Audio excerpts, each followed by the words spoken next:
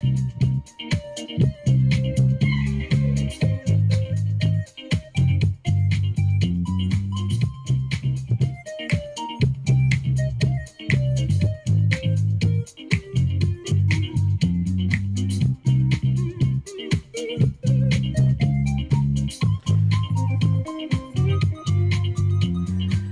and gentlemen, I want to welcome you to New Day Black and Red, live from the nation's capital, where we are not ashamed of the good news of conservatism, as it is the power of liberation, first to the Republican and then to the socialists.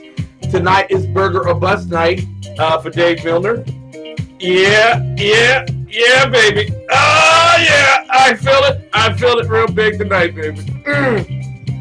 Also, the professor, Dr. Michael Jones, will be with us momentarily. I am so elated, so excited. We are 8 days. You feel like groove? We are 8 days away from the dictator-in-chief, the man who has divided the kingdom called the United States of America by race, by sex, by gender, by bathroom. Oh, he's about to take that final airplane flight home, or wherever he's going to take the helicopter to his new home in Northwest Washington, D.C., where he will become the Mecca for crazed liberals around the nations. Peace! Let's just hope that you don't recognize the Palestine Liberation Organization as a de facto state on Monday. Let's hope you don't do that one. But I am so glad that you all are here tonight. This is a huge night. Oh, look at, oh, what? Bam. Okay, thank you. Lonnie Poindexter in there, White Mamba in the chat room, Claudia, better known as everyone in there, the Unpleasant Blind Guy, better known as Dave Milner or Agador, as you see fit. Ladies and gentlemen, that chat room is building up, and next week it will be different. It will be a little larger for more people to get into it, and I do apologize for any inconvenience that you experience while trying to pile in here and enjoy the festivities. Hey! Oh! Celebrate, baby! Oh yeah, and last night the Republicans voted that they had the resolution to repeal Obamacare, right? Yeah, that's where we stop. They have the resolve to repeal Obamacare out of the Senate. So there you go. Ladies and gentlemen, you know how we get this party started. I am so excited about tonight. Dr. Michael Jones will be joining me momentarily. You know I can't do this without the doctor, the good doctor. This is New Day Black and Red, where we come and we give you a constitutional as well as a spiritual point of view regarding the current affairs and issues of the day. Our focus today will be well, I don't want to boast. I'm not, you know, I'm not a boaster. I'm a toaster, not a boaster. But tonight's show is entitled, in fact, The Censorship Lords, Three Great Weapons, Fascism, Racism, and Dr. Martin Luther King Jr. There you go. So that's what we're going to focus on today in our conversation. But I want to thank Star Parker for having read my essay and then wrote an essay, very like it, in terms of support of Kim. What is her name? Kim, no, not Kardashian. Kim sings gospel singer, wonderful woman. You know, I have forgotten her name just that quickly. Amazing. Maybe I should have done the Pledge of Allegiance or something first. That would have been more. Kim. No, it's not Kim. It is Kim, but I can't think of Kim's name now. It's amazing, simply amazing. I cannot think of her name at the moment. It just went right out the door. But I know Pharrell Williams. And I have a great disdain for Pharrell. Truly, Kim Burrell. Kim Burrell, Pharrell Williams. Pharrell. I should have remembered that. I wrote an essay earlier this week, which was my all-time most read essay, and it was about the left. The left sends a warning shot to those that believe in the Holy Bible, and it's just basically you cannot be a part of our success. Thank you, Mary Brockman. Mary Brockman is my bouncer. If you diss her, you diss me, you will be dismissed from our program. Burrell is the correct answer. That's $500, and we're looking for daily double. So, ladies and gentlemen, thank you, Star Parker, for your support of Kim Burrell. Great essay earlier today. And you can find all that stuff at our Facebook page, at the exceptionalconservativeshow.com, at Voice of Liberty, or Voice of Liberty blogger on Google. Apparently right now there's a Google versus GoDaddy issue. So that's why two of my pages are like blank. You know what I'm saying? I'll talk about that later on. Ladies and gentlemen, I want you to take a look at this wonderful plaque. Solid wood, and I do mean heavy.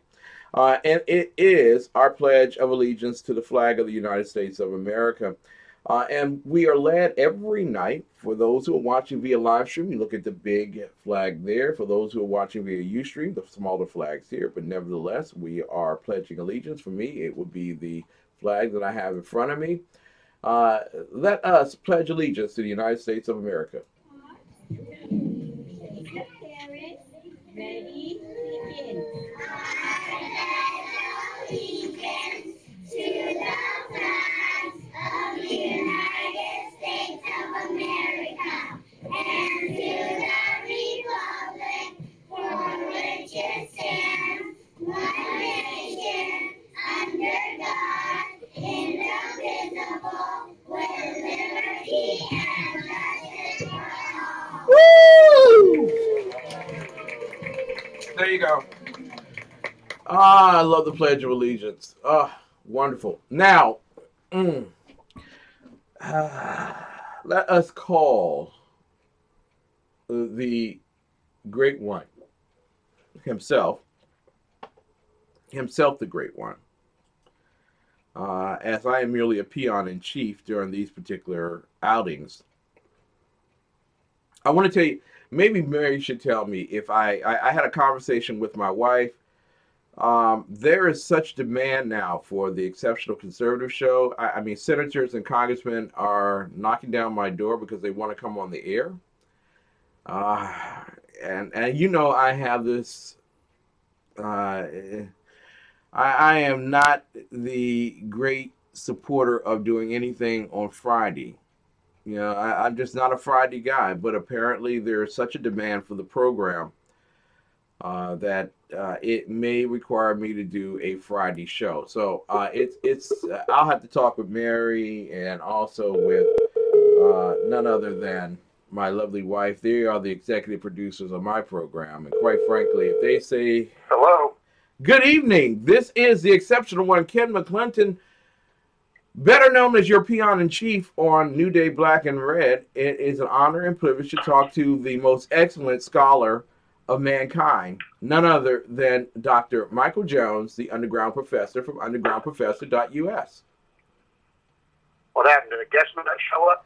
I want you to know people are knocking down my door to be on my program. What are you calling me on a Wednesday for? This is Wednesday? I'm pretty sure it is. The 11th, right? No, it is the 12th. No, it's not. Hold on. Let me check. Check now. Check. I could be wrong. Oh, crap. It is the 12th. It is Thursday. Oh, my God. I have gone the entire day writing the 11th on everything and thinking it was Wednesday. Oh. Wow. Oh, this has not been a good week. Let me tell you. Wow. It's been a good week. Go on. Tell me. Oh, I'll tell you if you ever return my calls. How's that? Wow. Oh, my goodness. What? Oh, no, he didn't. Oh, no, you didn't. Oh, no, you didn't.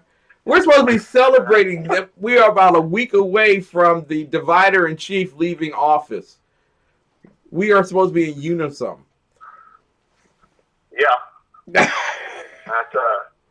Well, I'll celebrate when it happens. When it happens, okay. There could be some. I don't think that he's going to stay, but you know, I've said a lot of things I didn't think he'd do, and he did. So, yeah, we'll see. I had a guy come up to me at work today and tell me that he's from the Caribbean. Yeah, and he told me that he's afraid to death that they're going to assassinate Trump at his inauguration. The world's going to go crazy, and he's just going to go back to his little island. And he asked me what I was going to do. Well, I suppose we'll be okay under his great enforcer should anything like that happens, Mike Pence. The quiet, nice Mr. Neighborhood guy kind of guy who goes in there and breaks knuckles or something. Yeah. Yeah. Well, who knows? You know, there's a lot of stuff out there. Donald and that ilk is still trying to sabotage the election results somehow. I'm really not sure I even understand that. But that's in the news headlines, you know, like the Washington Post or something. So, yeah. That they're still trying to stop the election. I'm like, what are you talking about? That's a done deal. Joe Biden read the results. The Electoral College is done. Its duty, and it is over. Now it's just a matter of taking an oath. Now, I want you to understand. I want you to understand, Professor, that all they had to do was run a good candidate. Why didn't they run Obama? He would have won. He would. That's what he says. That's right. Just ask.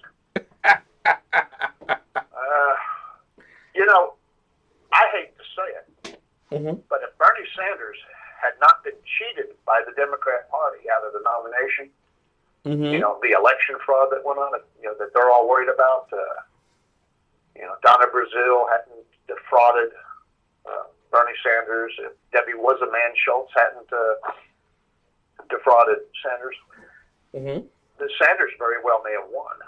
Yeah. It would have been. I mean, we can't. It's been a different race for sure. It would have been a lot closer, I think. And that scares me because that implication is that this country is so uneducated as to think that socialism and taking money from productive people is a viable option. And you know, and so you know that worries me in and of itself. But we have Trump mostly because of Obama, just like we got Ronald Reagan because of Jimmy Carter. Exactly. And that now let's just see if Trump's a Reagan. Yeah, and that in this particular race, we had a Rockefeller Republican versus a crony capitalist versus a socialist, and the socialists got beat up by the crony capitalists, and so it was crony capitalist versus Republican, Rockefeller Republican, and the Rockefeller Republican won. And let's see what becomes of this. Well, what I want to know is, will Trump change his party affiliation while he's president? Probably sometime during. He's done it seven times in the past. Yeah, you know, you go with what works. So, you know, this could be fun. He could just get upset that the Republicans aren't doing what he wants and decide he's a Democrat all of a sudden, and then the Democrats will do whatever he wants because he's a Democrat, and that's all that matters to them. Exactly. And, so that could be happening. You know, don't rule that out in 4 years of time frame that we could be looking at him changing parties 3 or 4 times. Now, Professor, I have to take a very important commercial break right here for Dave Milner. Wow. Yeah, I'm doing this for Dave. I would do it with you, but I've already eaten, so. Because I've been promising. This is Thursday. I can't believe this is Thursday. Exactly. Time just fell that swiftly upon us. You know, it happens. Well, you eat it infused. Evidently, I've been eating it confused. And in fact, I would like to show tonight first and foremost, my great love and affinity for burgers. I love hamburgers, and you know this. I also like to eat. You're built like Wimpy. Thank you. I also like to eat the back of people's hands when they approach my plate. I know. I've got the scars to prove it. One of these days, I'm going to just take pictures of my hands and put them up there for you to put instead of my face picture. I told you I was going to pay for the cosmetic surgery. I told you that. And I got to be beautiful now. I've got a hot girlfriend. I know. First of all, I've been asked by Mary Brockman, who is my bouncer, and yours, Zarvina. Ask me anything. She can ask you anything, anytime, anywhere. Anything. She's not limited like you. She asked me to ask you about Kaylee. How is Kaylee? Stable, I believe. Mm-hmm. That's the last we've heard. Yeah. Okay. That's all we know. That she's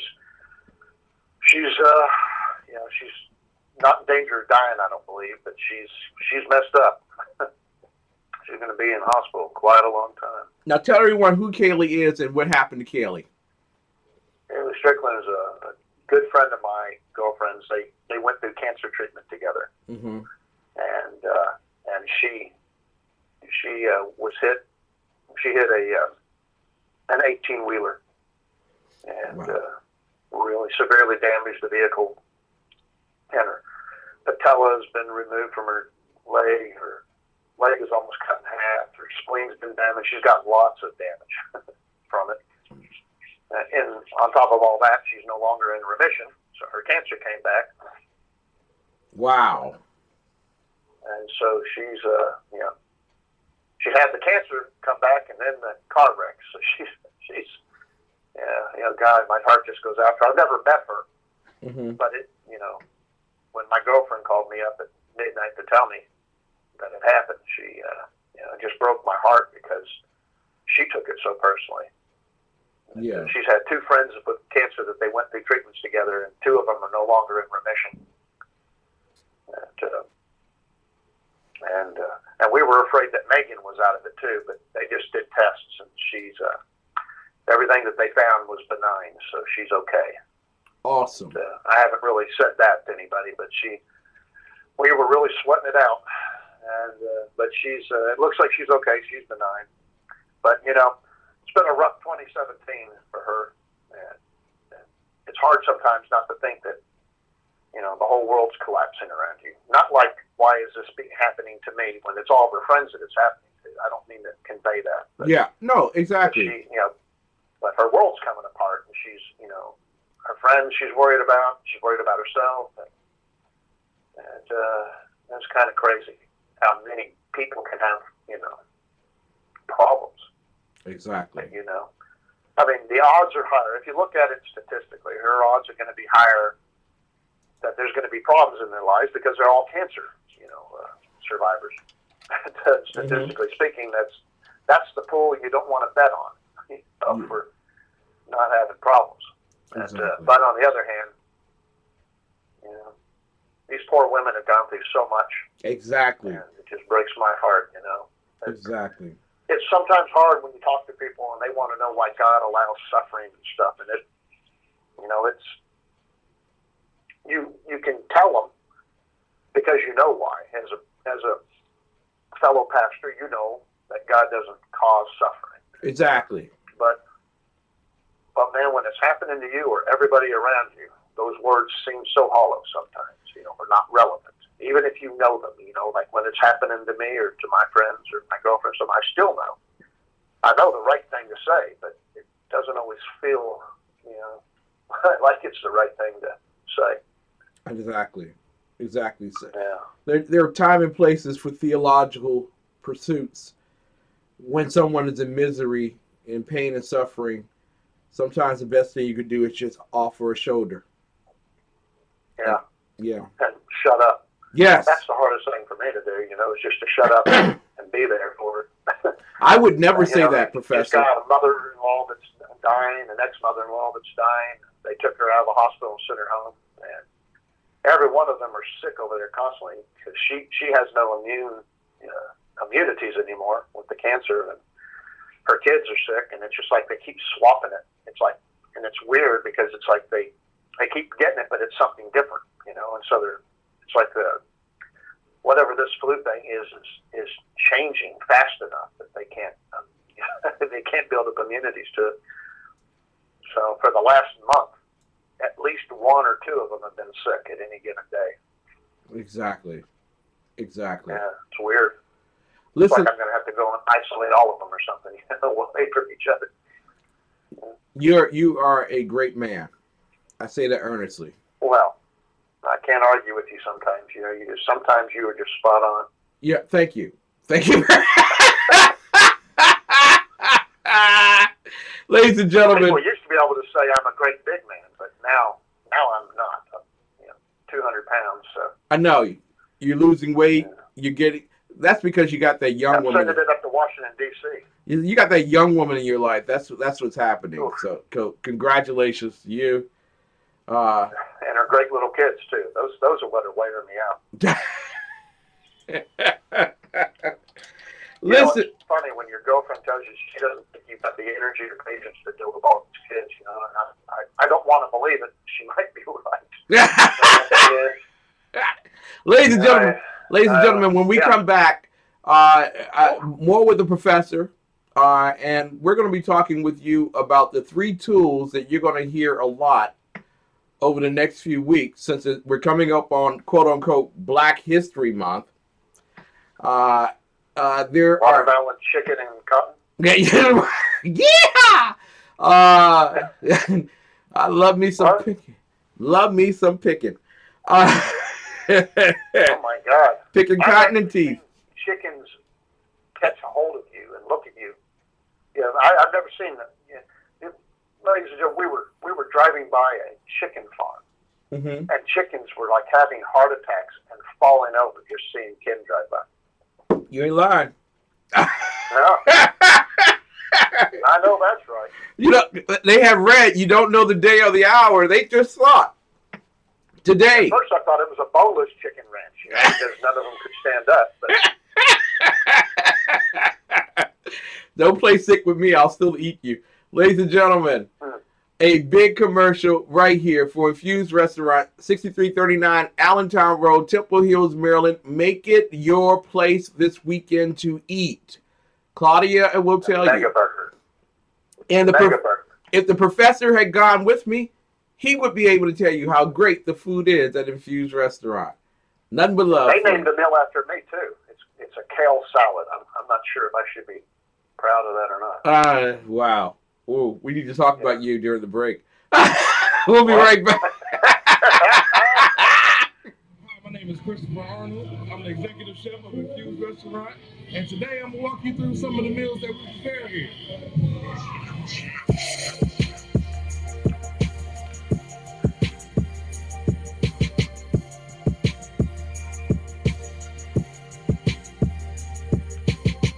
We're making a pizza. We use fresh Italian sausage, and we cook here and slice it up. Our pizza dough is in-house made. Our pizza sauce is in-house made. So everything is fresh and ingredients.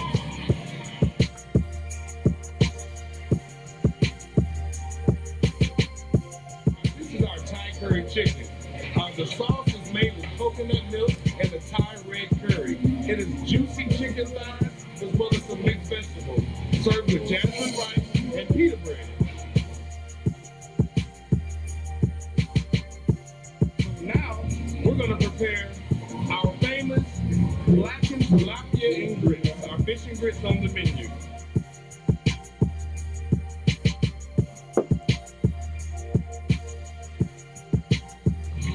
Once the fish is ready, and our meal will be complete.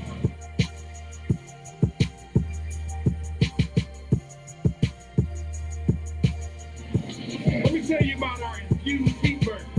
So we kick the spice up just a little bit with our infused sauce. We start off with 80-20 USDA round chuck ham patty burgers, like half a pound of burgers, and we're going to grill it to perfection.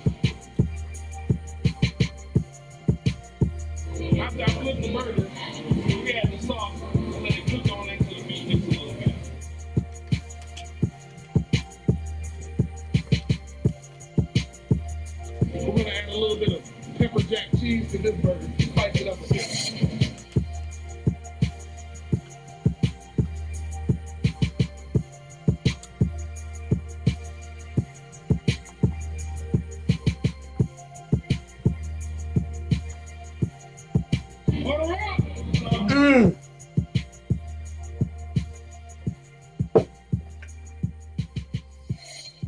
Now, Brownells, we know you may have only one shot to harvest that trophy, so we have thousands of accessories and replacement parts to improve your chances. We know how much you love to shoot, so our Gunsmiths articles and videos will help you do more and get more out of your guns. We also value your hard work and money. That's why only Brownells backs up everything we sell with a 100% unconditional lifetime guarantee.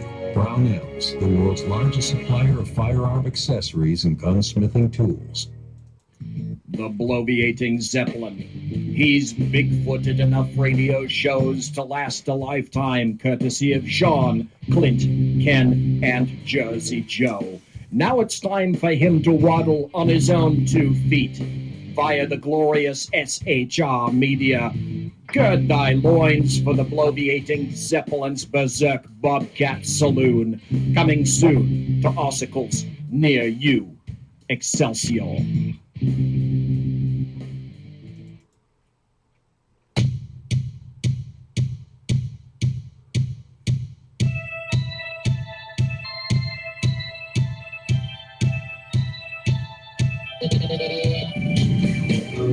Hey, it's Jersey Joe. Reaver, Common Sense. You can catch me every Wednesday night, 8 p.m. Eastern Standard Time on shrmedia.com. It's every Wednesday night, 8 p.m. Eastern Standard Time, shrmedia.com.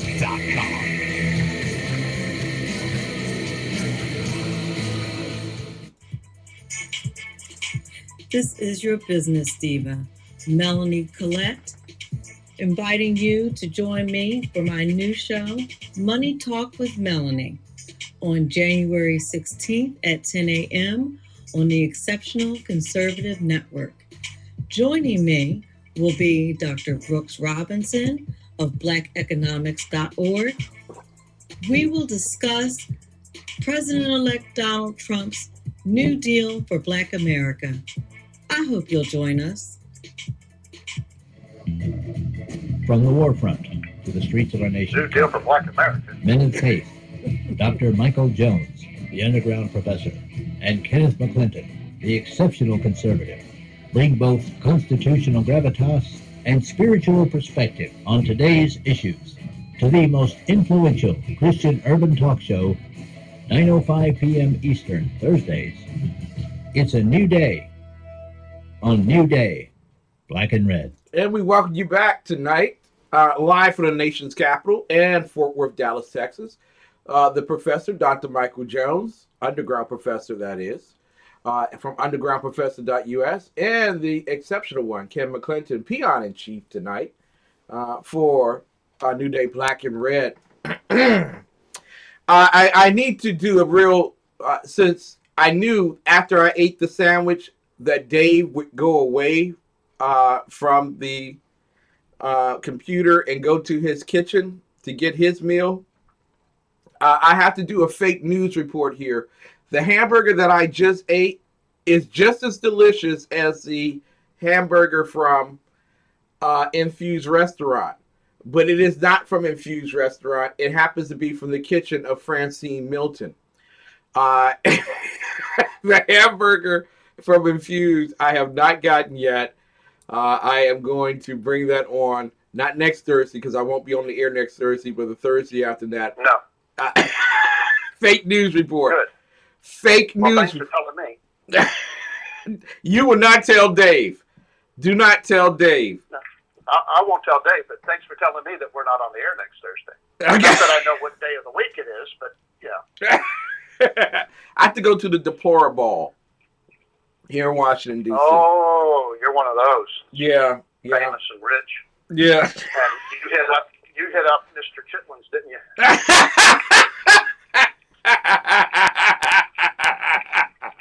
Mary, whatever Hook you a brother up, Ralph.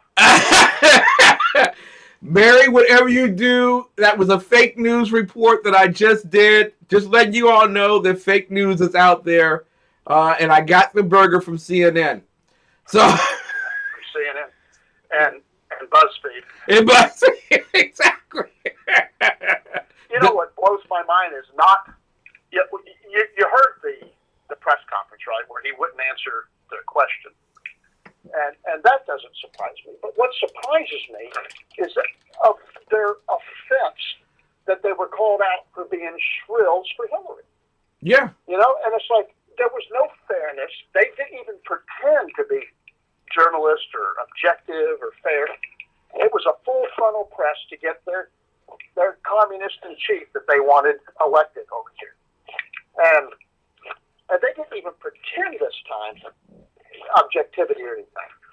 And they wanted it so bad they even cheated their own people and lied to their own people and misled them and everything. And yet when they get called out for it and just say, you know what, we're not going to answer any of your questions because you're not a news organization. It blows my mind that they then would go on the air and whine about it as if they're the victims. Yeah. You know, what they did, like or hate Trump, I don't care, or indifferent, but the way they treated a Republican in every election since Ronald Reagan, and maybe before, but, you know, I really wasn't that aware back then. And I'm pretty sure that Nixon and all those weren't treated any better by Walter Cronkite. They just, you know, they did it all behind the scenes. They weren't upfront about it like they are today.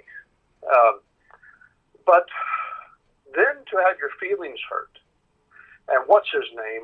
Not Jack Taper. What was the moron's name that was interrupting everybody else by constantly repeating the sentence, "We want to ask a question because you talked about this," you know, like they're in some kind of a debate forum. Yeah. Remember his name? I can't remember the gentleman's name, but he was belligerent. Yeah, well, it doesn't matter. He was belligerent, rude, and disrespectful to the office of the presidency. Well, he went on CNN afterwards to talk about it, and he complained about the situation, and he started to threaten Trump and realized what he was saying, and he stopped. And he was like, if he's going to continue to do this, blah, blah, blah, then, you know, he better watch out because we're going to.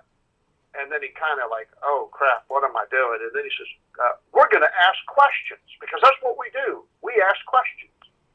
And I'm thinking, right, well, there's a threat, you know, a threat of a reporter asking a question. Exactly. You know? How about you ask a legitimate question? Or how about you report legitimately? Let's see. No, Mr. Winston, come on. I'm going to kick you out of the room if you don't get off the bed. Come on, off. No. And, they don't ask legitimate questions. They're always sandbagging. They're taking everything out of context, and they flat out lie and create stories to fit their narrative. Exactly. And, you know, so who cares? You know, does Trump need them? You know, what you guys may not know, and you may, this audience is really incredible. But there's a second part to this story that is actually a precursor to what happened. You see, there are several journalists that did not get credentialed and allowed to go in. There's a limited space, only so many will fit. And guess who Trump's credentialing? He's credentialing people like you and myself, like Dan for Pundit Press, or whatever they're called this week. And they're calling us right-wing extremist movement journalists. Or if they even use the word journalists, but websites. I think that's what they're using. And so what they're getting angry at is that Trump knows who got the truth out during the election process. And people like us that went out there and we told the truth, whether it helped or hurt Trump. We didn't care. Yeah. Well, I don't know if we cared or not, but we did the right thing. We told the truth. We didn't massage their stories. We didn't only cherry pick them and report only on ones that would fit our narrative like they do. We didn't do any of that crap. And because of that, the Trump organization, the Trump administration now, or other, is giving out credentials to people like you and myself that ask for them at these events. much like I did at his rallies when he came through Texas. You know, I got credentialed for several of them. Exactly. And it's because they know who's out there reporting the truth and being objective and everything. And you know, I hardly think anybody in the Trump organization would want to give me a hug. Because, you know, you and I were rough on Trump, trying to hold him accountable and everything. But we're the ones that are getting credentialed, and that is pissing off CNN. And that was the genesis of the problems that they were having. On top of the fact that BuzzFeed and CNN and, well, everybody, all the way to Fox News, were fabricating and making up stories and about Trump and the election. You know, remember, we were all told Trump couldn't win. Exactly. And now, that's one of the biggest, you know, fake stories out there. Exactly. Now, anyway, go ahead. There are several fake issues that are being basically just thrown asunder at this particular juncture because they are false stories and they are lies. They're virtual lies in a sense. But because there are certain politically affluent journalists who are out there propagating this information, it is considered a truth that's being denied by the Trump group or the Trump administration. And so earlier this week, BuzzFeed and CNN produced a salacious dossier that was prepared by a British intelligence officer or operative. Who's in hiding now? Who's, of course, anonymously, of course. And it was reported that part of the synopsis basically summarized lewd and animalistic behavior of Donald Trump. And some of the assertions were that he peed over beds that Obama laid in, that he did some other ungodly things. Now, and also that there was some truth between the presidential campaign of Donald Trump coordinating activities with Vladimir Putin. Well, one of the persons that produced that dossier was Senator John McCain, who I have very little respect for. And don't tell me that he fought in a war and everything. And he, yeah, that was then. He's a different man now.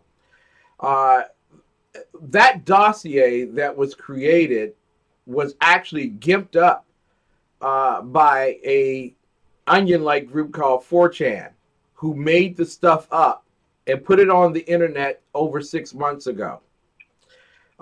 It comes to fruition now as we are getting to the point where Obama's leaving and Trump is coming in. And so you have guys like Carl Bernstein who says, we don't know how much of this stuff is true. We don't know if any of it's true. We're going to report it. Well, we're going to report it. The same guy who broke the Watergate story. But they don't talk about Pedophile Island and Bill Clinton flying on, planes, taking boats out there to Pedophile Island to have sex with underage kids, and that they don't want to get anywhere near. Exactly. Yeah, but they'll make up news that Trump eats his own boogers or something, and that becomes national headlines. There you go. That's it. It's all over. You might as well end it right here.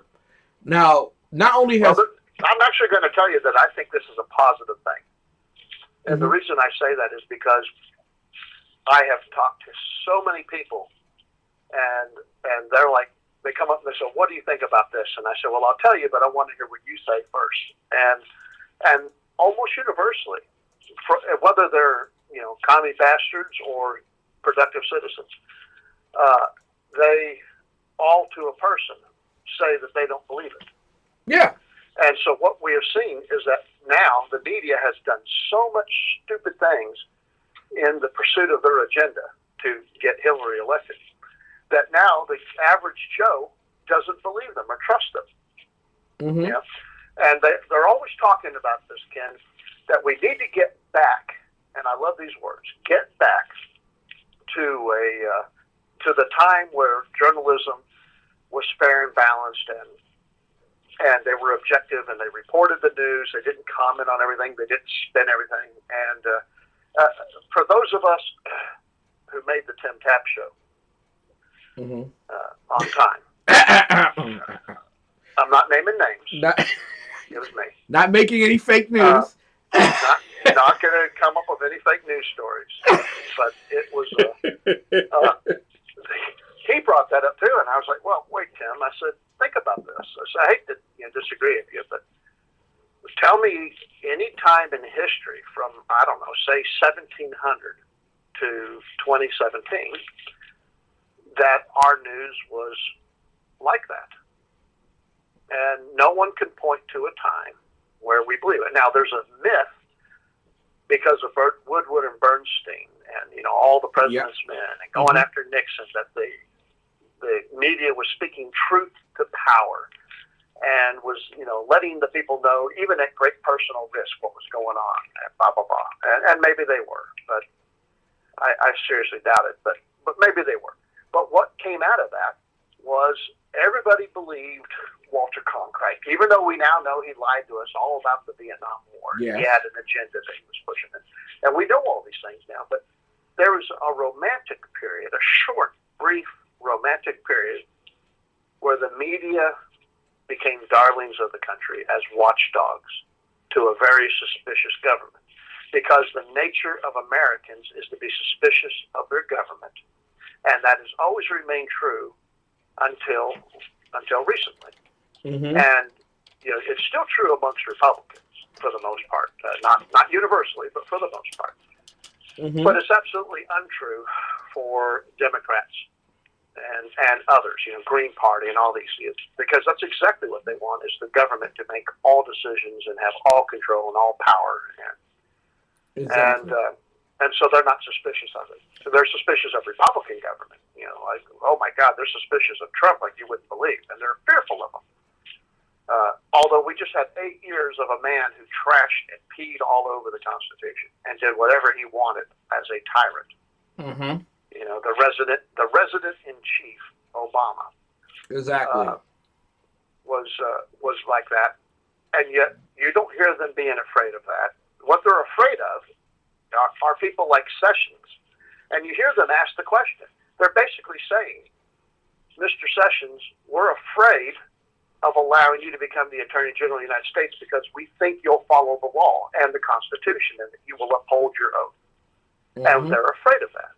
They want somebody that will further their agenda and allow things to slide and won't prosecute people for breaking the law if they don't want them to be prosecuted, like Black Panther groups or others for racial reasons, and or politicians violating their constitutional oath and breaking the law to further their own power and wallets. And they're afraid of these things. And so, but I go back and say, tell me a time in history when the media actually was what we all wish they were. And the point is never. Especially, and I mean especially, during the debates on the Constitution and following. In fact, there used to be, on average, 3 or 4 newspapers in major cities. Yep. And even out in the West, there was always one. But it printed, they didn't have reporters and stuff, so what they did was they paid a copyright fee, and they took stories out of, like, the New York Times. This is why it's called the paper of record, because it was distributed throughout the country, and then local papers would just cut stories out of it, and the Pennsylvania Gazette and others, and then put that in their newspaper and run it off. And that's how they reported the news. Well, in most cities where we were debating the Constitution, let's say, there was a Republican and a Democrat newspaper, if you will, but for modern terms. There was a Whig and Tory type newspapers. There were Federalist and anti-Federalist papers, and so you were getting the news, and most people that consume news bought both newspapers or more. If there were more available, 3 or 4, then they buy 3 or 4. And what they would do is they would consume all of the news, and then they would weigh what they believed. And so they would say, okay, well, the Federalists are saying this, and the Anti-Federalists are saying this, and, you know, if I kind of split it down the middle like Solomon's baby, then this is what I come up with. Or I believe this over that, you know, or these guys, I'm a Federalist, so I'm going to accept anything the Federalists say and reject anything the Anti-Federalists say, depending on who you were as a person. And so that has been how the media has been in our country ever since. Our papers were unabashedly biased and unobjective. Exactly. So they were what they were, but they admitted to it. Like you and I don't make any pretense that we're unbiased journalists. And yet we still present more truth than the allegedly professionals do. But today what we do is we have all these guys pretending that they're professional and unbiased and that they have people to vet the news and to make sure that, you know, what they're putting up is true and honest, and yet they're always, you know, wrong. And so I think it's a disservice to our constituents that we talk to, our listeners, to romanticize about a bygone era journalism that never existed. I agree with you. And I think we should just be blunt and say, well, yeah, there should be a truth. We should never restrict these news organizations. First Amendment is very important. But what we should do is simply require that they publish who they are. Yeah. You know, and there should be on page 2 in the back, when you look at it, on page 2, you open it up, and there should be a list of everybody that contributes and editorializes and directs and whatever. And there should be their party affiliation listed to it, how they have voted, or if they don't vote, or if they do vote, you know, whatever. And that we should know a full disclosure of who and what they are. And I don't think there's a problem. There shouldn't be a problem with that for them. If you want to report the news, then you should tell us who you are so that we can vet and weigh how much we want to trust and believe you.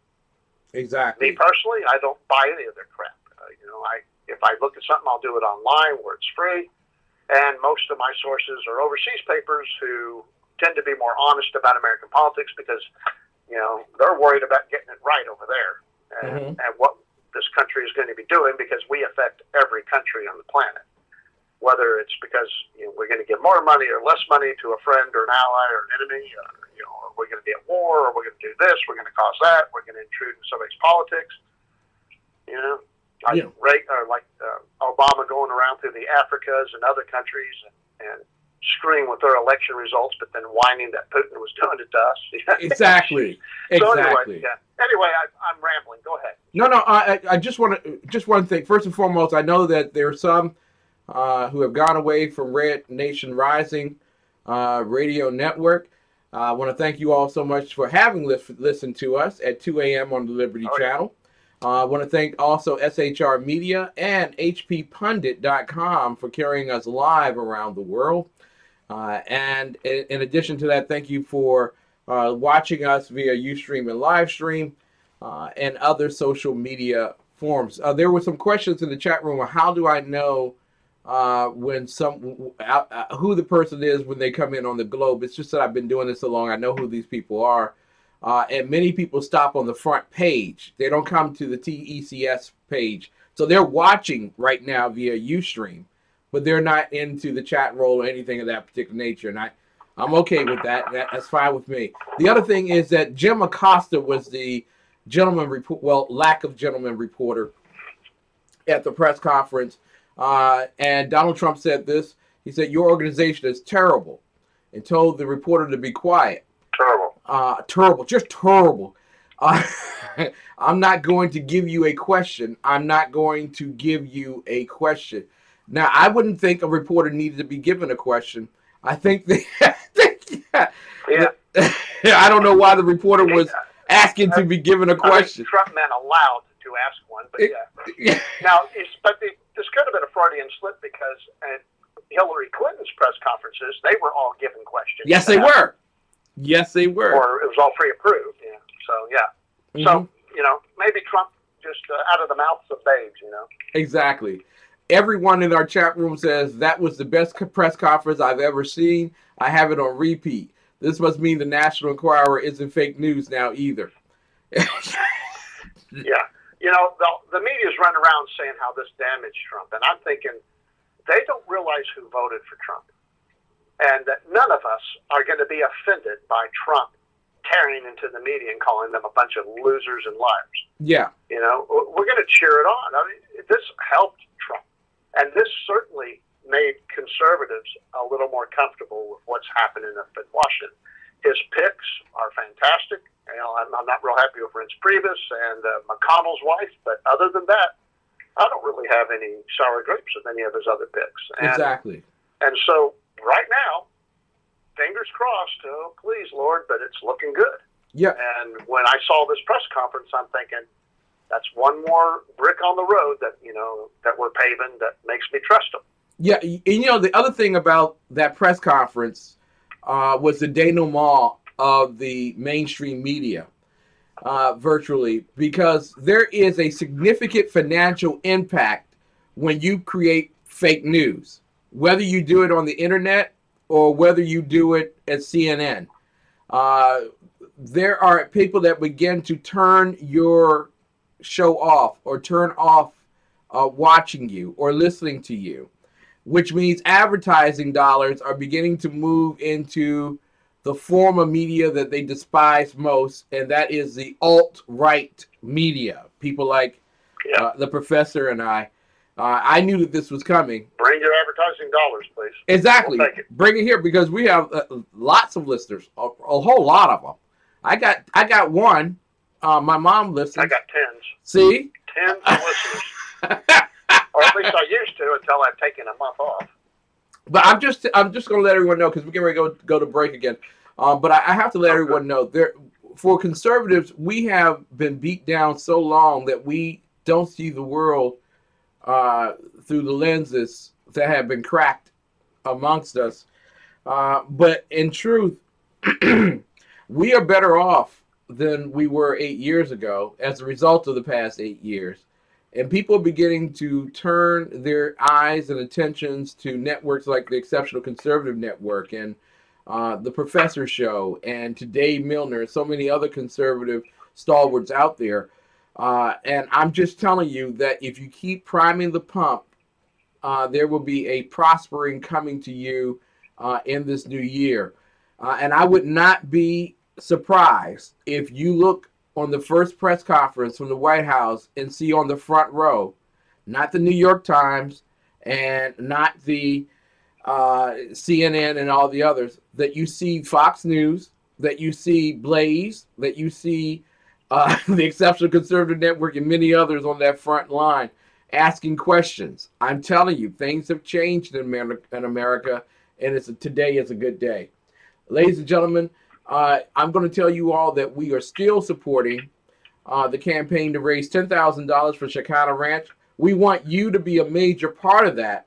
I can't do it alone, but with your help, we can help a whole lot of kids this summer who have been sexually molested and mutilated by their elders. Stay tuned for this and more on the Exceptional Conservative Show, live from the nation's capital. Well, actually, it's New Day Black and Red. Forgive me for the slip. New Day Black and Red with the... Ooh, somebody's being uppity. With the professor, Dr. Michael Jones, and his sidekick, Kim McClinton. We'll be right back. Welcome 5 minutes. To Protecting Innocence. I'm Pastor Donovan Larkins, and we're going to share with you from a biblical view, but from also a worldview of what's going on in our world. Child molesters and sexual predators are growing daily. The sex offender registry is growing in some parts of the country 40% a year. There are close to 800,000 registered sex offenders in the United States of America. Pedophiles are lobbying to legalize sex with children daily in Washington, D.C. Why would our government entertain pedophiles to gain legalization and in spite of the fact that they're hurting children?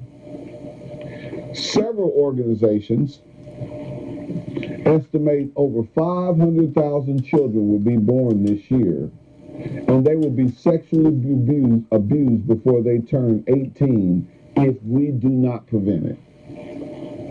So here's the deal. Today's word of protection is scrutinize. Yes, scrutinize. Today's liberal society wants to tell us that to scrutinize is to be unloving, to scrutinize is to be, unchristian. Let me give you a definition of scrutinize. Scrutinize means to examine or inspect closely and thoroughly. Customers were warned to scrutinize the small print. That's an example of what scrutinize is. And today I'm letting you know that parents, you are your child's number one defense against child molesters. That means you have to do your job. That means you have to really step up your parenting. And so today's word for you parents is scrutinize. Scrutinize the relationships that your children have. Scrutinize those adults and children that seek to be in your children's life. Scrutinize, examine, determine whether or not they're good for your children or not. Sexual predators are not going to come out. Child molesters are not going to come out and say, I'm a child molester. So therefore, you have to do your job. Effective parenting will scrutinize the relationships that you have in your life. You will scrutinize the relationships that are in your children's life. What kind of relationships? Well, a coach. Scrutinize that relationship.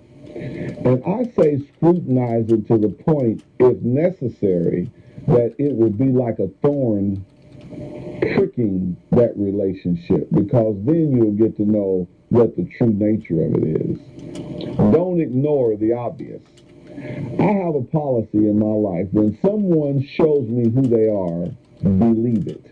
And so many children could have been prevented the pain of victimization if they just had a parent or parents visiting the schools on a semi-regular basis, asking the neighbor,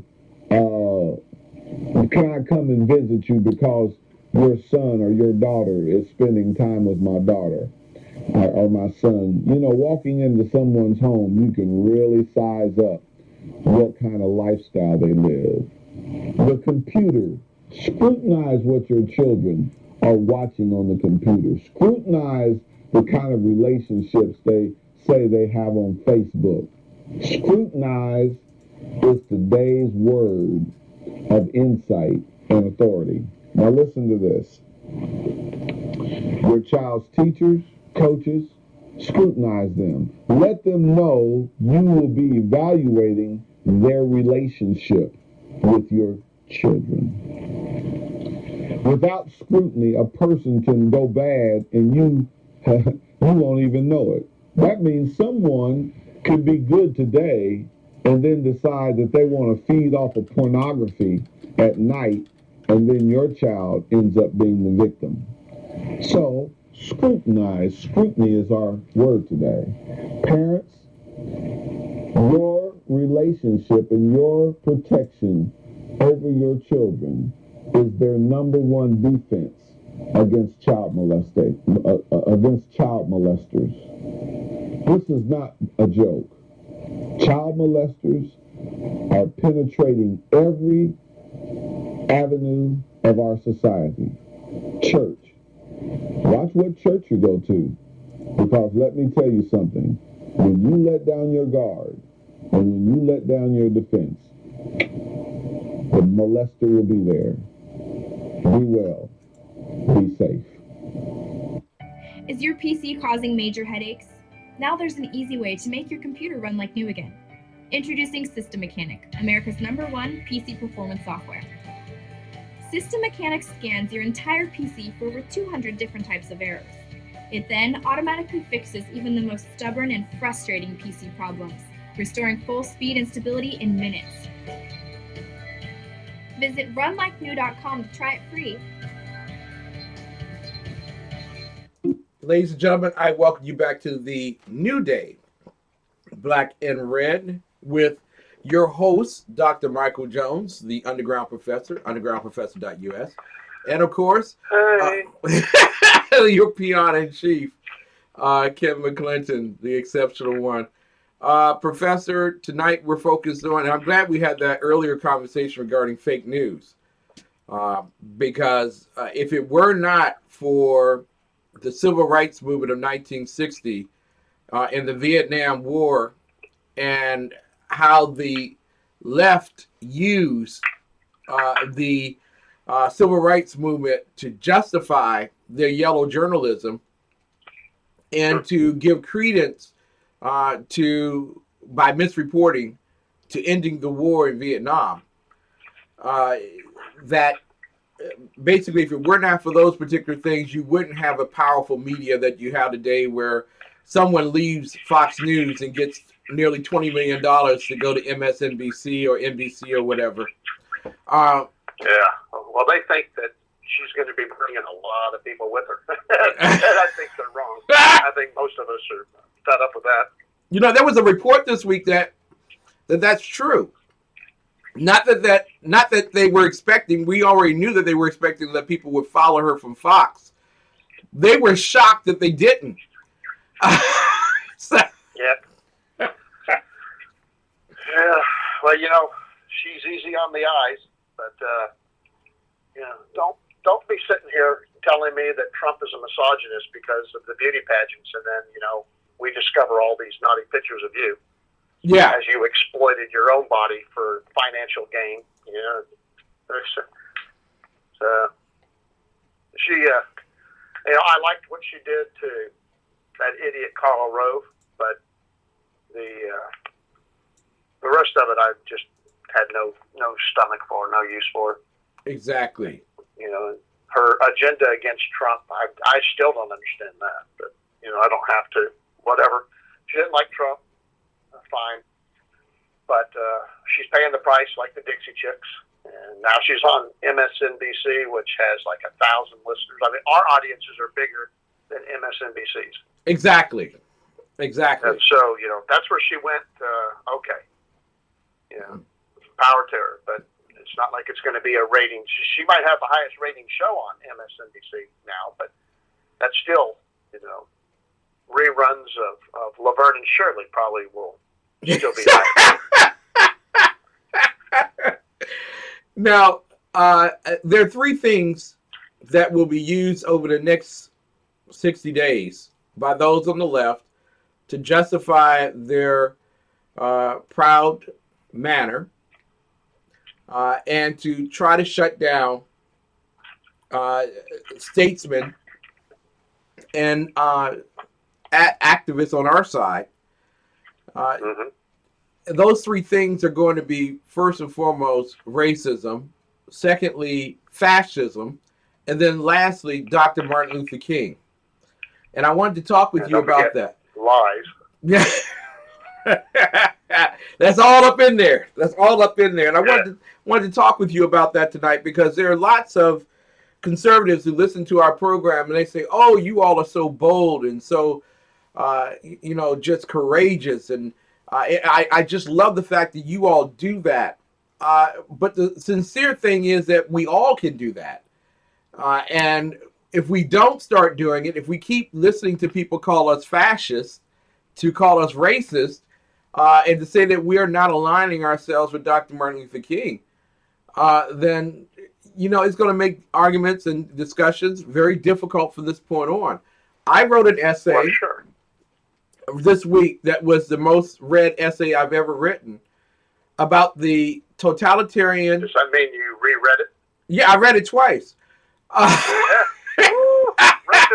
Records breaking. Well, actually, it's fake news. Fake news. My wife read it to me. Well, she probably, after you wrote it, had to help you with the big words. Like the and cat and hat. Those are real tough words, man. Box and box. And that's what I hear, that every night she has to read you Green Eggs in Hand to go to sleep. Well, it's a good book. it always well, it's about food. it always changes at the end. Yes. Tell us about your scribbling there. What'd you do? Well, I wrote an essay about Kim Burrell, and at the left was sending a warning shot. Is that a shampoo? No. No, actually, if she made one, she would be richer than the number of songs that she's actually sold. Because when you go to church, choir directors don't actually buy your album or CD.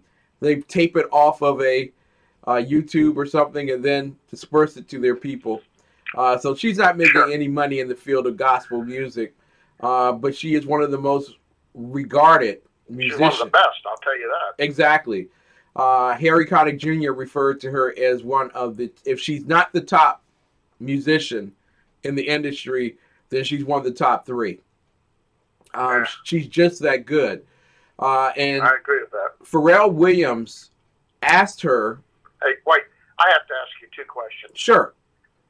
Is that guy the one that wears the gay hats? Yes, he does. It looks like he's like a homosexual Mountie from Canada, those big weird hats. Yeah. Well, he does look a little effeminate. Let's just put it that way. Okay. I'm just asking if I got the right guy, because then I want to ask you, is Pharrell for real? Well, he used to be to me. He did the song Happy. He used to do the song Happy. Actually, he wrote and did all that. Happy is the #1 song of 2014. Sold over 13.9 million. That's the Don't Worry, Be Happy song? Yes. No, not Don't Worry. I can't play the song because then he would sue me. Oh, sure. Especially after what you've been saying about him. You little punk. Well, anyway, he asked her to sing on his album, which was to be used in the soundtrack for the movie Hidden Figures, which was #1 last week. It was about 3 black women who decided to learn computer science, and they were instrumental in terms of getting men to the moon. Mm-hmm. Okay. Well, that's a true story, by the way. Yes, it is. Well, I don't know if the movie's true, but these chicks really were in the basement over there crunching numbers with their heads. And It was incredible, the math that they could do. Yeah. Exactly. They were absolutely brilliant women. And some of the astronauts made it home because of them, because they figured out solutions to complex problems. Exactly. And those you never saw before in terms of the astronaut type movies or the space movies. But that was... Yeah, you would think that progressive Tom Hanks would have had that in Apollo 13, You would have, wouldn't you? Yeah. They weren't even bringing coffee to people in that movie, so, I mean, what the hell? Oh, man. So he decided to do the album with her, or at least a song on the album. That song on the album is one of the... For the soundtrack? On the soundtrack, yes, is one of the most glowing songs and one of the most important ones to the movie. And then they were asked to sing the duet on Ellen. But on New Year's Eve, she decided, Kim Burrell, to preach against homosexuality. Well, to be fair, I don't think she preached against it as much as she said what the Bible says about it. Exactly. Well, the Bible is against it. Yeah. I don't have any problem with it, one way or the other. But I can't change my opinion on it until God does. Exactly. Then I'll be happy to endorse the LBGQ LMNOP crowd. And in full disclosure, I'm not going to kick 2 beautiful women out of my bed just because they kiss. But it's what we're talking about is a lifestyle choice, and as Christians, I think we have to be very careful on this, because if we condemn homosexuals for being sinners, and we don't want them in our churches because they're sinners, etc., then those are going to be some awful empty churches if we only allow people who aren't sinners in them. Yeah, but that's kind of against the point of a church, right? I mean, church isn't for non-sinners. they got it made. The churches are for the rest of us, like human beings. Well, You were sinners and born into, yeah. Well, unfortunately, Go because ahead. I'm a black conservative, churches aren't for me. But Speaking of sins. speaking of sins. That's the original sin in the black community. Yes, it is. Yes, it is. Don't believe homosexuality is that big sin. The big sin is to have a belief in Donald Trump. It used to be the black community was militant against homosexuality. Yeah. Yeah. And I don't think they changed because they've softened their viewpoint on homos. I think it's because it's politics. It's, you know, they're on our side and the evil Republicans aren't. So we're going to, you know, join forces and tolerate one another. And I think that's what's changed. I don't think there's this giant wave of black people wanting to be gay. No, it's not. And any in more fact, than there ever was before. Yeah. exactly. It's not one of those more popular things.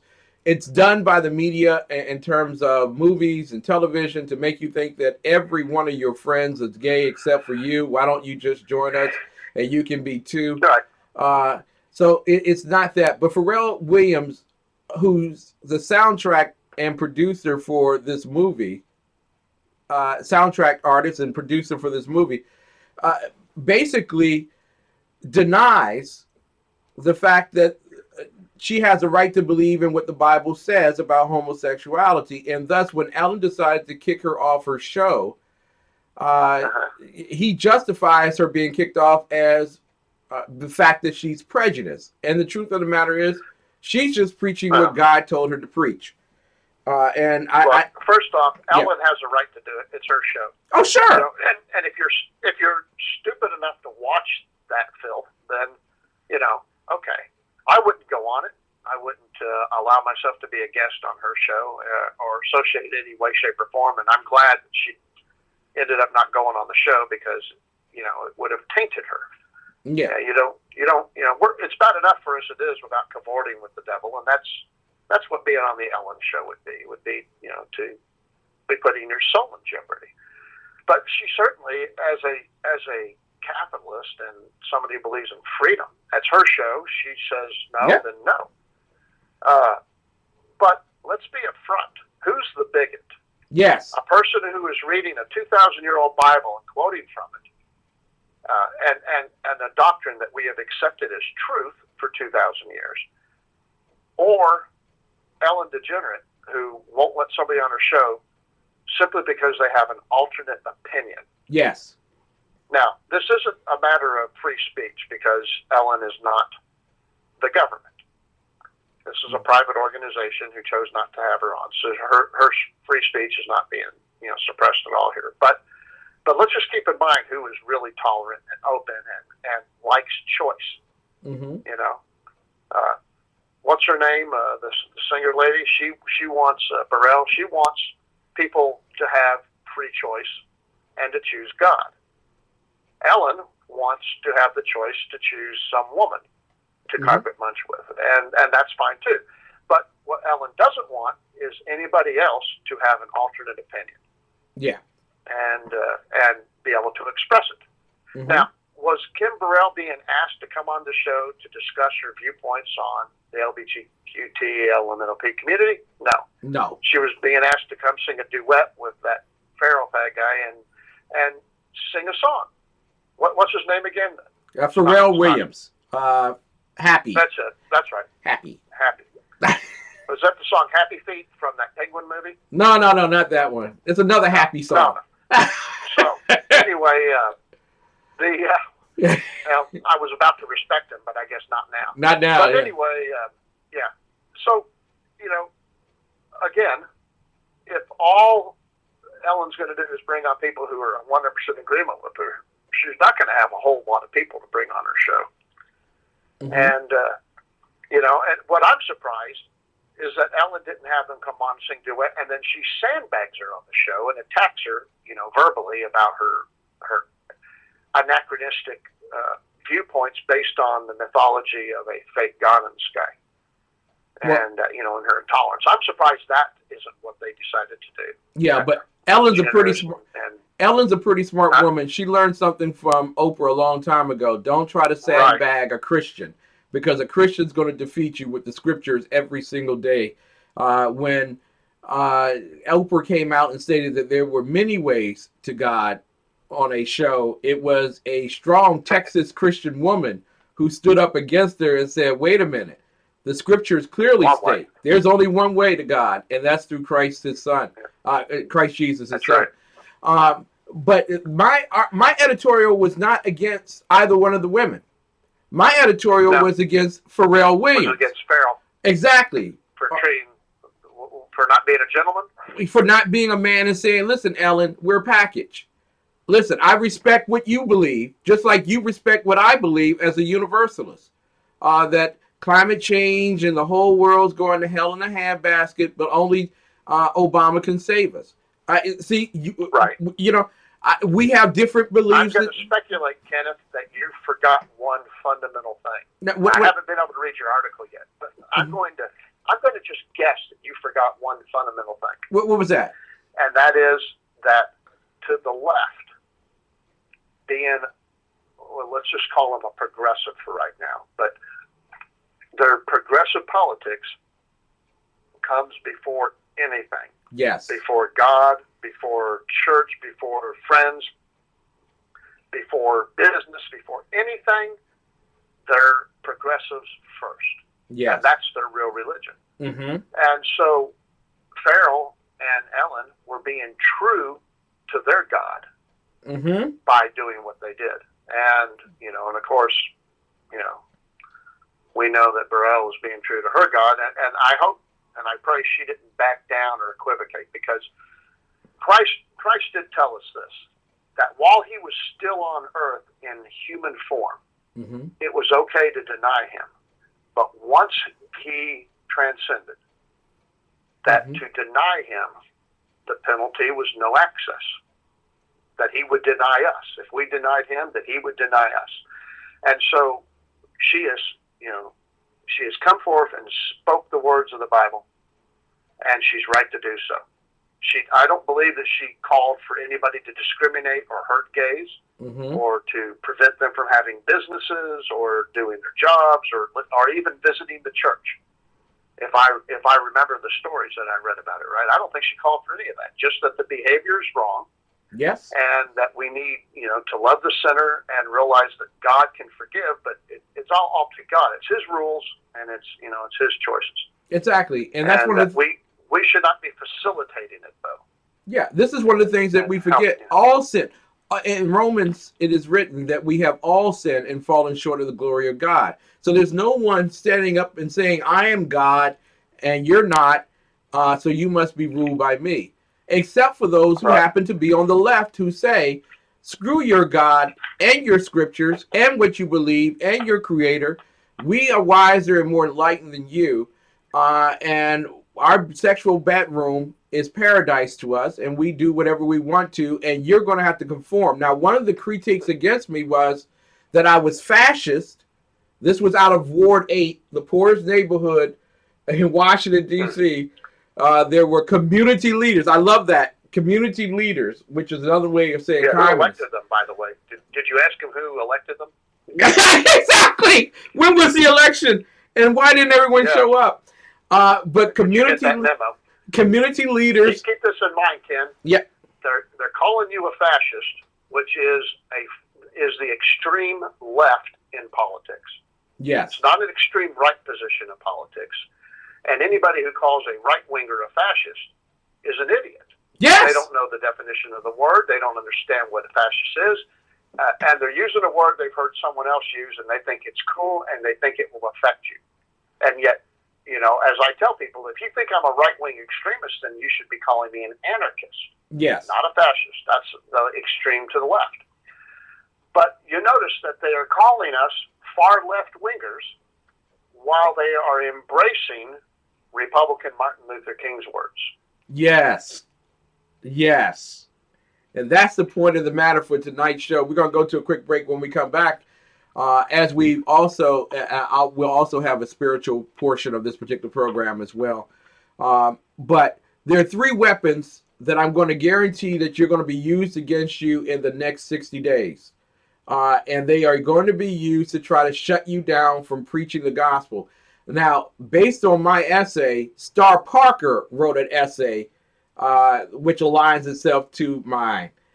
That's just telling you something that people, and I want Ward 8, I know you're listening on the down low because you're trying to trip me up and you want to hear me say things that I did not say, just like you're making assertions about Kim Burrell. Firstly, you're an idiot because you don't know what fascism is. Secondly, you're an idiot because you don't know what racism is. And thirdly, you don't know who Dr. King You're just is. an idiot. Exactly. And so tonight, we're going to try to give you a little education so that you are better off in terms of your critique of me. All right? We'll be right back with more of the best. I have to say something, though, before you go to commercial. Yes. My feelings are a little bit hurt that they call us Diamond and Silk on testosterone.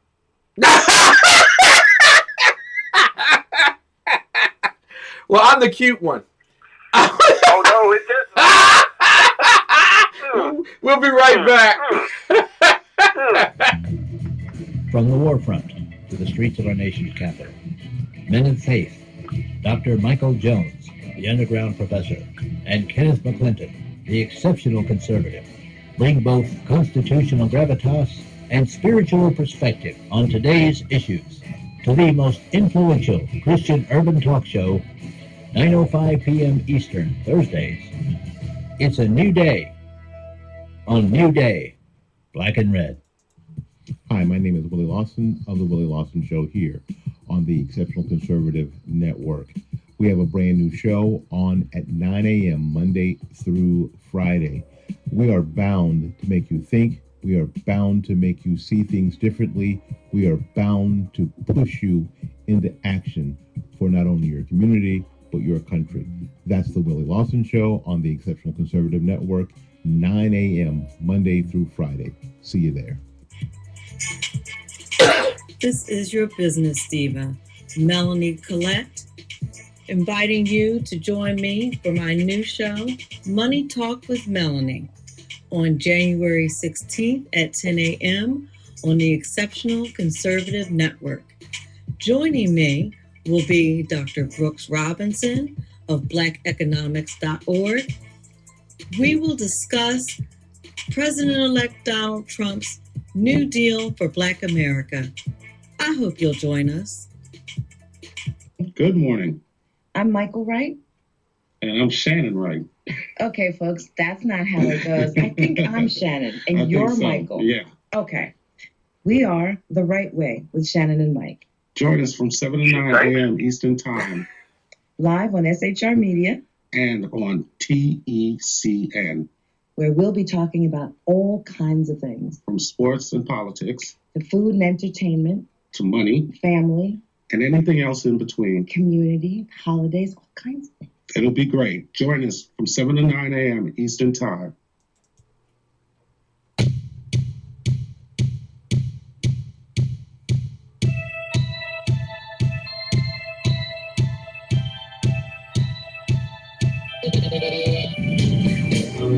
Hey, it's Jersey Joe from Reaver Common Sense. You can catch me every Wednesday night, 8 p.m. Eastern Standard Time on shrmedia.com. It's every Wednesday night, 8 p.m. Eastern Standard Time, shrmedia.com.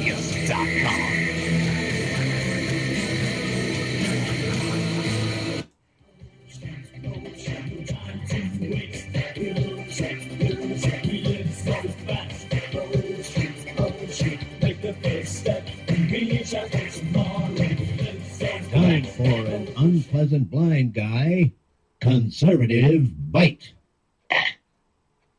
Recently, a lawsuit has been filed to unbind electors from having to follow the rules set forth in 29 states. It's all part of the latest effort on behalf of the progressive left to abolish the Electoral College.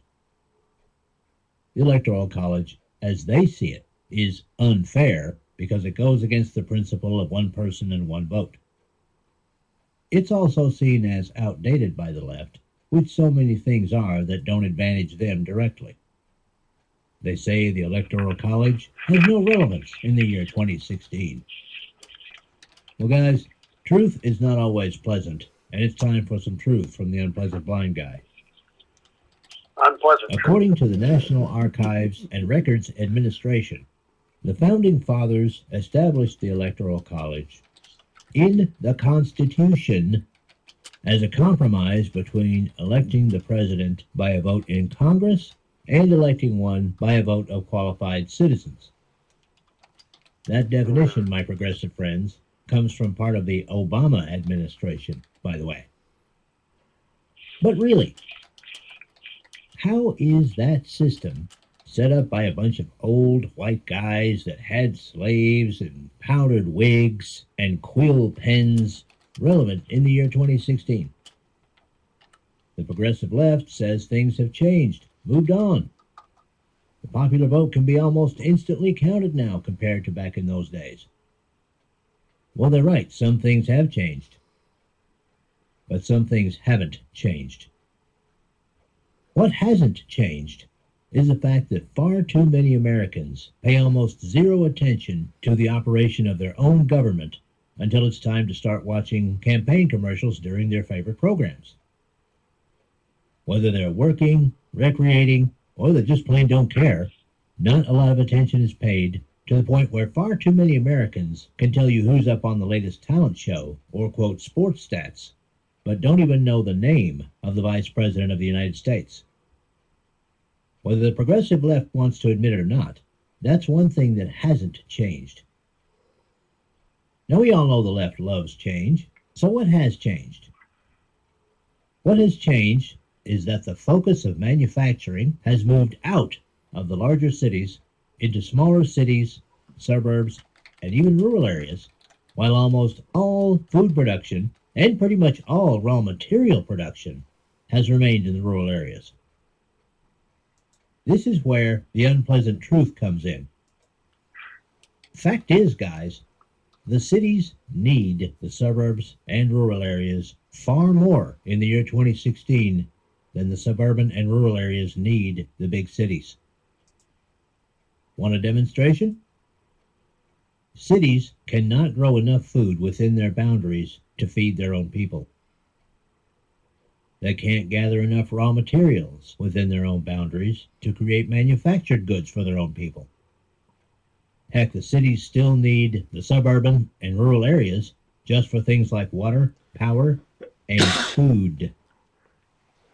Our most populous cities, which were one time centers of production, have now become centers of consumption. While smaller cities, the suburbs, and rural areas have actually become the producers in 21st century America. In short, guys, if you're living in a city, you need those uncool country people to eat.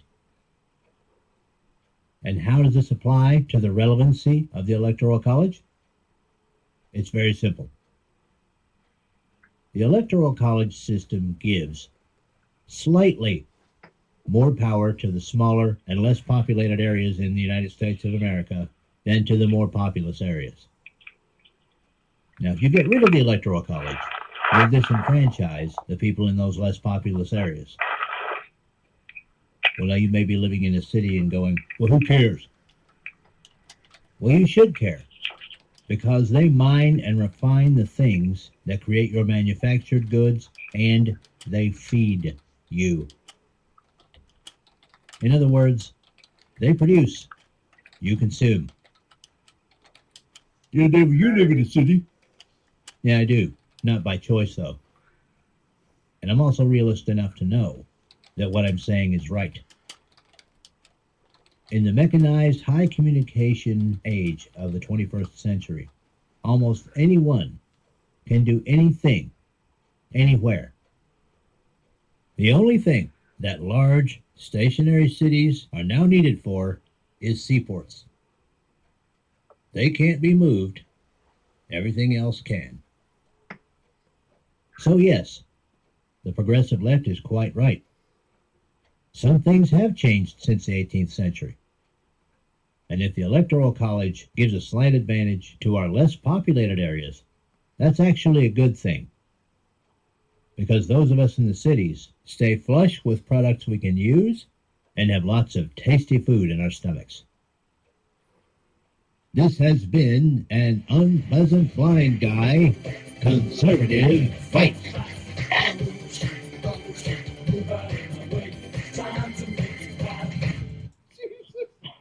Thank you for the technical, and I really enjoy ICRN, your station, the station I listen to all day. No, you Dominique. Okay, thanks, Dominique, for that. I don't. Ladies and gentlemen, Dominique will be in Las Vegas for Freedom Fest 2017 this year. That's July 17th through the 22nd. That's why you're bringing a wig. Yes, I am. I'm going to wear my heels proudly.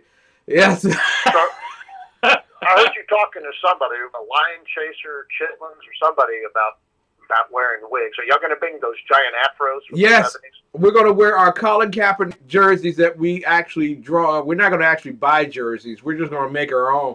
And we're going to wear our weaves, our huge Angela. I love those.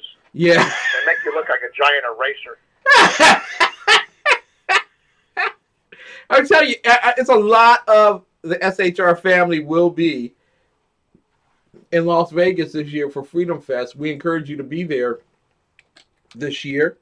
And Professor, there is no way you can steal my woman's heart this year. Well, you're off the hook because I'm bringing Megan. See, thank you. Thank you. See, now I don't have competition. That's what Siri calls her, yeah. Siri calls her Megan, so I started doing that. Megan. Megan. Even Siri's jealous. I think Mary and Peaches and Siri are all ganging up on me. Well, you put them down for Megan. I can understand. July 19th through the 22nd, Paris Resort in Las Vegas, Exploring New Frontiers, Freedom Fest 2017. It is the 10th annual Freedom Fest. This will be one of the biggest that they've ever had. William Shatner will be in attendance. He's a keynote speaker. In addition, May the force be with you. Yes. Let's do that. That's when he walks past and sits down for the interview. Let's do it. Let's do that to him. Let's say, man. And we'll do the Vulcan salute. Oh, Leonard, and sit down and say, "Oh, we have Leonard Nimoy with us." Well, I don't think I'm brave enough to do that. He's pretty good sense of humor with stuff like that. But from what I understand, he'll roll with it. But yes, he's a wonderful guy. And obviously he never turns down a day of work. He's always working. No. Golly. Well, anybody that did T.J. Hooker, they got to work. Yeah, definitely. And no matter what happens, Ken. Yeah. Freedom Fest. Mm-hmm. We'll always have Paris. Definitely, we will. We definitely will. Yeah, Paris Hotel. Yeah. That's right. I will be staying at the Penthouse at Jockey Club Suites this year. Ooh. Yeah. You bringing your own lantern? Yeah. I'm bringing my own carpet, my flying carpet, so that I can drop off. I will be flying in via helicopter and then flying out. No, I'm not like that. No, but I am going to be staying at the Penthouse.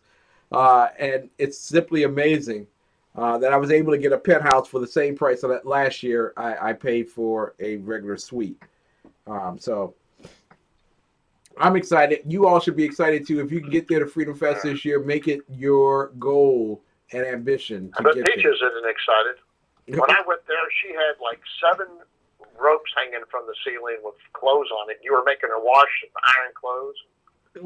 Well, we had to raise money to stay there. So yeah, well, I thought it was one thing that it was all your clothes, but then I found out it was guest laundry. Who's going to pay for this?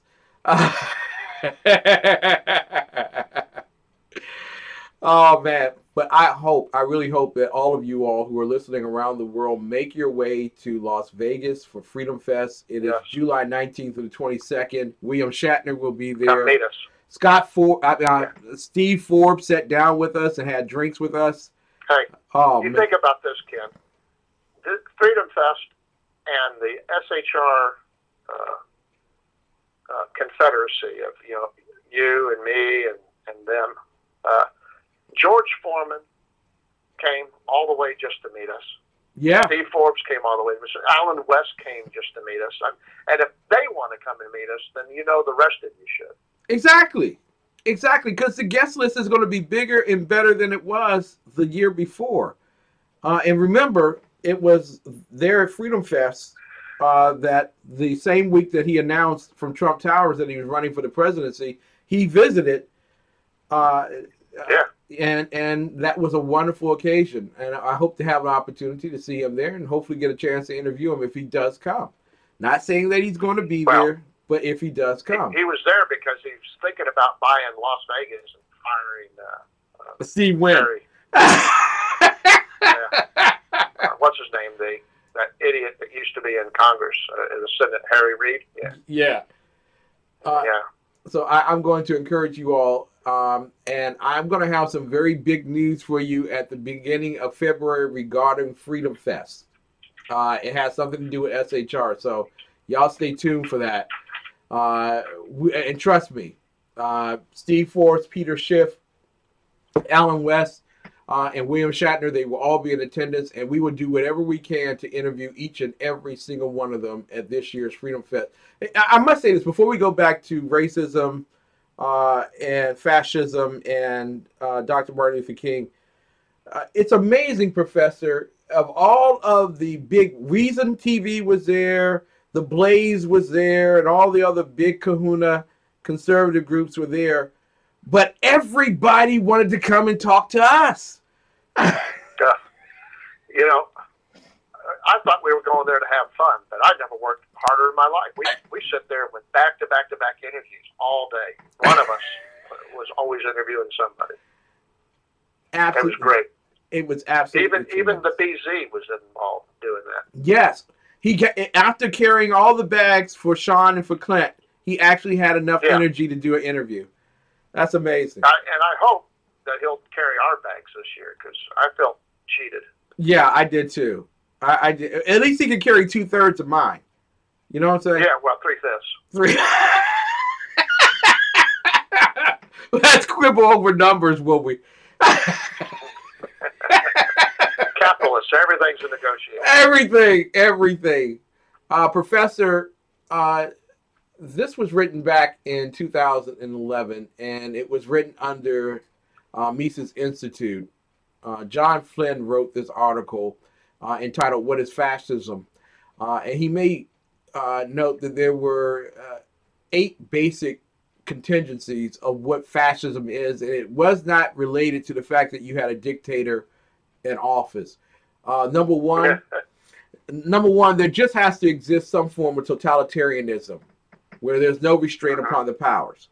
And I want you to know, Professor, that the weaklings from Ward 8 in Southeast Washington, D.C. were so frightened by my diverse opinion that they were asking that the city council come up with legislation to censor free speech in Washington, D.C. That's how maddening it is. Because they're part of the tolerant left that diversity. Exactly. You can't take me on in free speech, but you definitely want to make certain I don't have mine. Number 2, that there's a leadership principle, and it doesn't matter if there's a dictator tonight, but government is unrestrained. Absolutely unrestrained. Government can do whatever it wants to do. Number 3, that there is an immense bureaucracy.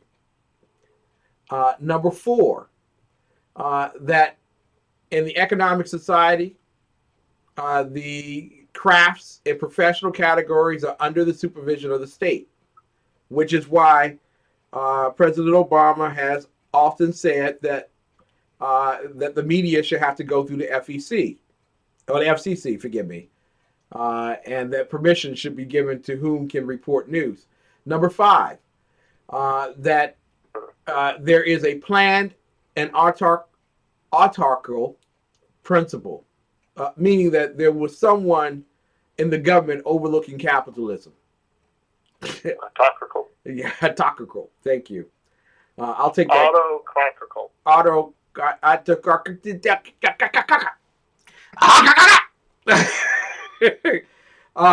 You're speaking Chinese now? Yes. I was told don't do that because I just might be. Number six is that the government has a responsibility to provide for the nation and control purchasing power and public spending. Number seven, there's a strong military and there's strong military spending. And number eight, there's imperialism, that someone is looked upon as kingly or ruler. And no matter where we are in urban America, no matter what city it is, most mayors are looked upon in that particular fashion with imperialism, that they have absolute control, menacing control, and lordship over people. And but one of the things that Flynn wrote was that there was a definite attempt to suppress writers and statesmen. And Professor, I want you to just chime in. Why would you go after the writers and the statesmen instead of after the guns? Well, it's just typical of the left. You notice that when they go after people who wear fur, they don't go after, or leather. They don't go after people like me riding my Harley. They go after some, 5-foot-tall, 100-pound woman. Yeah. And that's who they attack. It's because they're cowards. Mm-hmm. And this is why they will always do this. They don't attack, they'll attack Christians who turn the other cheek, but they don't attack Muslims for the same violations or alleged violations that they perceive Christians doing. And this is because they're cowards and because their ideology isn't based in the real world or about human nature. It's counterintuitive, it's contradictory, it's a lie, and they know this, but they push it anyway because it promotes power and wealth for them. Now, while he may not be the creator, but he certainly was the author, Mussolini out of Italy was a gentleman who stated, gentleman to begin with, I don't know, a monster to end with, basically had convinced El Duce, yeah. And that's not a cigar, baby. But it does help you understand when someone says they're dropping a deuce. Yeah, that's it. Mussolini had convinced the public that Germany was the enemy, but we could not be a free people and fight Germany. Someone has to be under the authority of a empowering person, a charismatic leader, and he was the guy. And so one of the first things he did was he suppressed the thinkers and the writers. Then he took control of governance through first electoral, and then once he was elected, virtually took over government from that particular point. And he also convinced the enemies of Germany that he could be their friend, coming from that very far left opinion. Now, a lot of people are upset today that Donald Trump had a very private meeting with Marine Le Pen, who is one of the most conservative women outside of Margaret Thatcher in European history, who has a great opportunity next summer to win election in France for leader of the country. Gotta ask you, sir, in this particular case with the LGBTQ community and with Mohammedans and with other factions on the left, are they trying to convince urban Americans and others that they can be peaceful members of society, that they can be a useful counter argument to our conservative opinions and our opinions regarding faith, and in addition to that, not be a threat to the sanctity of our Constitution? Well, they will always be a threat to our Constitution because they don't believe in it. Yes. And they want to destroy it. So, yeah, they're always going to be a threat. And the only time that they ever use the Constitution or quote it is when it happens to be in agreement with them. Otherwise, I think it's a dangerous document and needs to be rescinded. And, you know, which makes sense when you think that their entire philosophy is based on lies and innuendo and false premises and bad economics and goes against human nature. Exactly. You know, I just looked at the time, and I do apologize, Professor. There are only a few moments left, so let me go ahead and ask these two questions. One, why does the left use racism, and do they aptly define what racism is, especially coming on the honeymoon of the Sessions hearing? And then secondly, why do they use Dr. Martin Luther King? So firstly, racism. Right. Yeah, they use racism because it's effective. People are afraid of being called that, and so they will kowtow, or they won't argue back, or they'll acquiesce. And so it's a tool that people have used to shut up opposition. And so that's why the left uses it, and it's wrong, of course. They don't define racism as anything particular other than maybe skin color, but then they even add Muslims to racism, which, you know, Muslims are not a race. So anything can be racism and nothing. And they have made it so ubiquitous in our country now that, you know, most of us aren't even afraid of the word anymore. People like me say, yeah, bring it. Yeah. Martin Luther King had some really good ideas. Most of the people in his community didn't agree with them, but when they started seeing that they were working, peaceful protest and civil disobedience works if it's done correctly and the cause is legitimate. Every cause, every idea won't work that way because a lot of them aren't legitimate. But, you know, what we have done, though, is like most things that the Democrats do, they whitewashed history. Now, I think that's kind of ironic, those words, but they've whitewashed history in order to adopt Martin Luther King. In fact, they've even come out and gotten angry that white Republicans quote him. And most people, if you ask them today, would not know that he was a Republican and not necessarily conservative, but he was a Republican.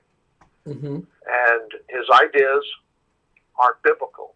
They're not necessarily his ideas. They're biblically based and sound principles that God has created us all equally. And so, borrowing from the Bible and the Declaration of Independence and the Constitution are the founding keystones to Martin Luther King's philosophies, and people agree and believe in them, and so the Democrat Party has adopted them as part of their facade and sham to be the party of race and the party of minorities, etc. Ladies and gentlemen, our constitutional viewpoint, but here's a spiritual viewpoint as we're coming towards the end of this program. Honesty. Now, I know a lot of you all might define honesty as the absence of lie, but that's not what honesty is about. Honesty is really about being exceptional, being honorable, being excellent, being good. It's derived from the Greek term kalos. Now, Jesus made it very abundantly clear, none can be good but God. So I'm not God. But I seek to be honest. I seek to be honorable. In discussions of the heart, of the mind, and soul, I seek to find a point, not of agreement, but one based on the foundations of the scriptures, that I can exude not only wisdom, but also temperance and peace. Unfortunately, there are those today that do not believe in honesty. They're a bit jaded. They believe that their truth is sufficient for the argument, sufficient for the moment, and that their argument doesn't necessarily have to be a logical one. Any reason will do, especially in emotion. When we look at the scriptures,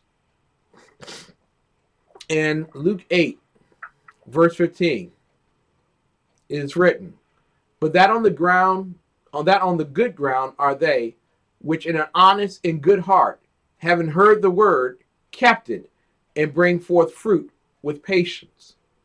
I want you to understand, honesty is a part of producing. And production is not based on your opinion, it's based on his word. Bringing forth the good fruit is our objective, and should be our objective whether our president is Obama or Trump. In Romans chapter 12, verse 17, it says, "Recompense to no man evil for evil. Provide things honest in the sight of all men." That means that I have to be exceptional. I have to go beyond what you could even ask or think. That means that when you would say false things about me, I must say true things about you. And not only that, I must say them truly, I must say them with a sense, not of evil and harm, but of well-being. 2 Corinthians 8:21 says, "Providing for honest things, not only in the sight of the Lord, but also in the sight of men." I can't be one way in church on Sunday and another way Monday through Saturday. So my objective is to always be in the sight of the Lord. And when I fail, to be honest enough to tell you that I did, like I didn't actually eat a burger from Infused Restaurant this evening, I had to be honest and tell you that. No, I did tell a lie. I used fake news. But I was able to come back and tell you the truth, because that's my character. In 2 Corinthians 13:7, it says, "Now I pray to God that you do no evil, not that we should appear approved, but that ye should do that which is honest, though we be as reprobates." Thank you, sir. Thank you for listening. I want you to understand our commitment at New Day Black and Red is to always be honest about how you feel about people. Finally, in Philippians 4:8, I want you to remember this. As TECN goes forth in terms of producing its news. Okay, you got to wipe your mouth when you finish. "Finally, brethren, whatsoever things are true, whatsoever things are honest, whatsoever things are just, whatsoever things are pure, whatsoever things are lovely, whatsoever things are of good report, if there be any virtue, and if there be any praise, think on these things." For the LGBTQRSTUVWXYZWKYS community, I think on his things and not yours. On behalf of the professor who's sleeping at this particular moment, Dr. Michael Jones, you can find him at undergroundprofessor.us. I am the exceptional one, Kim McClinton. Thank you so much for listening to New Day Black and Red. If you don't remember anything that we said tonight, remember this. God bless America. It's now time for America to bless God. We will see you not next Thursday, but the following Thursday. God bless you. We will see you then. Peace. Wake up and say peace.